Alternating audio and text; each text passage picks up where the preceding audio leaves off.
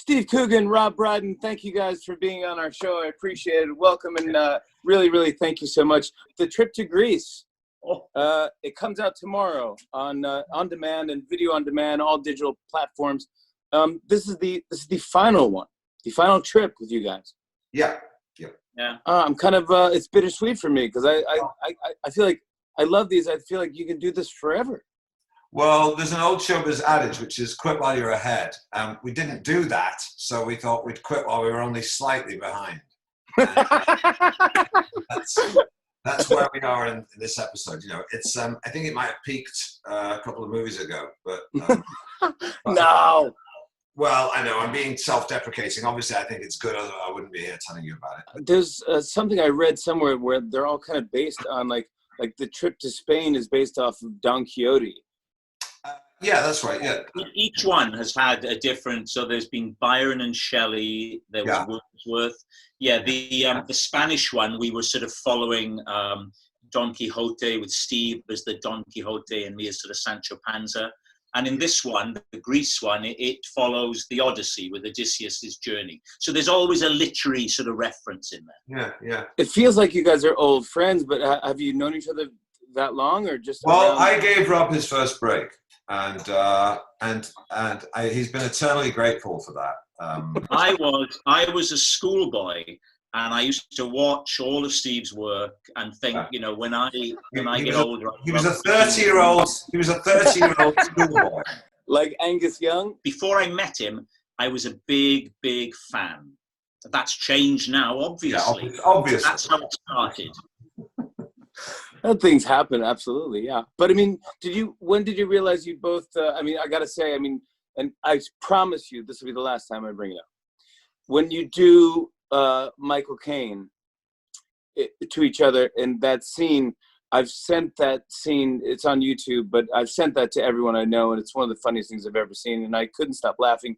I think the whole thing that people like, it feels like I'm at dinner with you guys.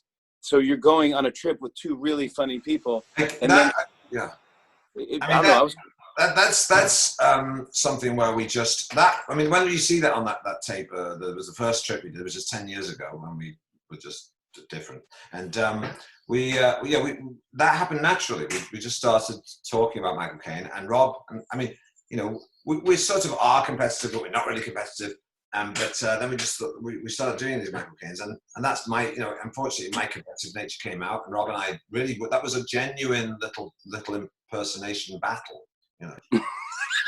But who is more famous? Who's done Michael Caine in front of like audiences? We both did it in front of Michael Caine. We did it with him. We did this big show at the Albert Hall. You can see that on YouTube too. Yeah, we did on YouTube. We did Michael Caine in front of him, and he was hiding behind a newspaper, and he said, you know, what did he say?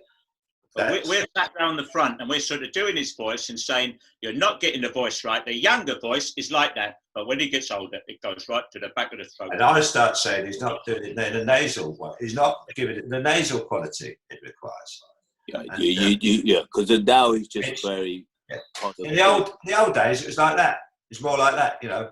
You're only supposed to blow the bloody doors off. Yeah. and he gets emotional now, right? His voice starts to crack like that. His voice starts to crack because he's getting very emotional, because she was only 16 years old. She was only 16 years old! Which is what I... Doesn't even have to be a very emotional scene for him to be emotional. He could just be saying, "I'd like a cup of tea with a milk and 2 sugars." Oh my God! So he was sat behind us, and he pulled his newspaper down and said, "You're a couple of funny guys, but you're out of shape. I do this for a living." And then he came forward and did his Michael Caine, which was disappointing. Perfect. There's no patch on it. I love that, and also I love there was a Mick Jagger discussion. Yeah. Because this is from a true story where when we said it in the trip to Spain, I was at a party and Mick Jagger said, I was amazed. He said, we chatted and it was all lovely. He'd obviously watched the trip, right? So we had a nice chat. Later on, I'm leaving and I hear this voice. Hey, Rob. And I looked around and he was up on the landing and he looked at me. I thought, Mick Jagger is calling out to me. And he went, yeah, don't throw those bloody spears at me. Ha! And I thought, what? And he went, don't throw those bloody spears at me. Ha! And he was doing an impression of me, doing an impression of Michael Caine in Zulu. I'm so psyched to see this movie, The Trip to Greece. I hope this is not the last one. I know it is, but I think maybe in like 2 years you come back and you do it. Here's what I will say. In, say, 10 years, when enough time has passed, if Steve is still alive, I'm happy to do it. I'll leave it at that. Steve Coogan, Rob Brydon, I love both of you guys. Thank you so much for doing this. I really appreciate it. Stay safe. Yay! Bye, guys. Bye. On and on and on. I said, and it's on and on and on.